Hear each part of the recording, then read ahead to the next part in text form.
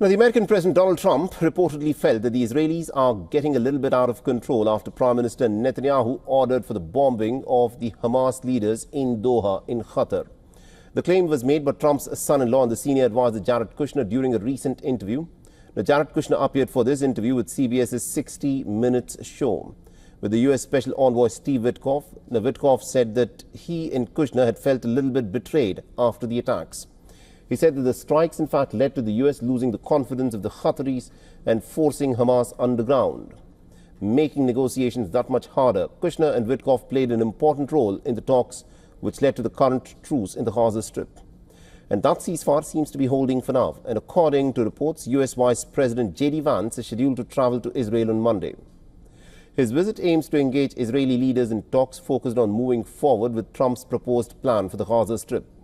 Meanwhile, in Gaza's Khan Yunis, bulldozers continued the search for the bodies of the Israeli hostages, and Hamas handed over to Israel the remains of one more hostage, Eliyahu Margalit. The casket with Margalit's remains was collected by the Red Cross. Hamas has said that it is committed to returning all the dead captives that are still unaccounted for under Gaza's ruins after 2 years of war. Over 18 bodies of dead hostages still remain held in the Gaza Strip after 28 were there at the start of the current ceasefire.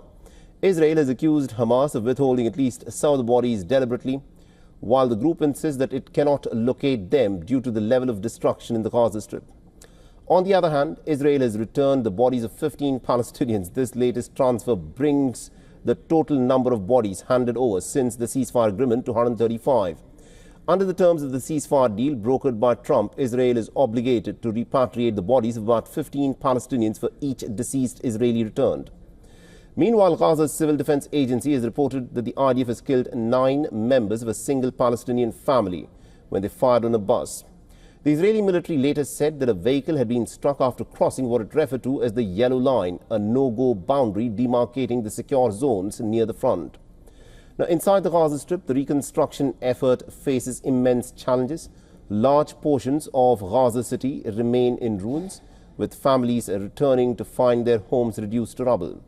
The entire apartment blocks in the city's north have been destroyed, leaving thousands displaced and dependent on humanitarian aid, and restoration efforts begin under some very difficult conditions. There is no alternative. Of course, this is very dangerous. It is deadly. I'm right under the threat of death. It could collapse at any moment because of rain or any other reason. But there is no choice. This is better than living on the street. Now, the United Nations World Food Programme said on Friday that it had been able to move close to nearly 3,000 tons of food supplies into Gaza Strip since the ceasefire took hold. But it has cautioned that it will take more time to reverse the famine in the Strip, saying that all crossings need to be opened to flood Gaza with food. And Trump's 20-point plan for the Gaza Strip calls for renewed aid, with international organizations eagerly awaiting the reopening of southern Gaza's strategic Rafah crossing.